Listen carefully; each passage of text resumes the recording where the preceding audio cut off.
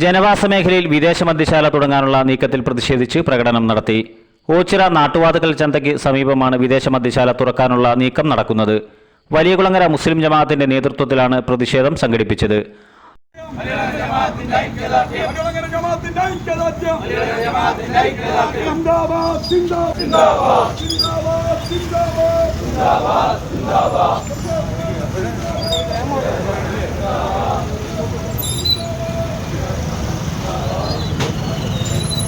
ആരാധനാലയ ദൂരപരിധി മാനദണ്ഡം പാലിക്കാതെയാണ് ജനവാസ മേഖലയിൽ വിദേശ മദ്യ വിൽപ്പനശാല ആരംഭിക്കുന്നതെന്ന് പ്രതിഷേധക്കാർ ആരോപിക്കുന്നു.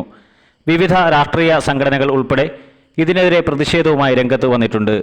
താലൂക്ക് ജമാഅത്ത് union general secretary advocate Javad, ജമാഅത്ത് സെക്രട്ടറി ഷിബു, ഹാമിദ് കളീക്കൽ, ഷാനവാസ്, മജീദ്, ഷംനാദ്, നൂറുദ്ദീൻ, ഹബീബ്, സജാദ്, പഞ്ചായത്ത് പ്രസിഡന്റ് ശ്രീദേവി, പഞ്ചായത്ത് അംഗങ്ങളായ ഗീതാകുമാരി, RD പത്മകുമാർ, സന്തോഷ്, സരസ്വതി, ശ്രീലത പ്രകാശ്, സുജേത, സിറാജ്, സത്താർ, ജുനൈദ് എന്നിവർ സംസാരിച്ചു.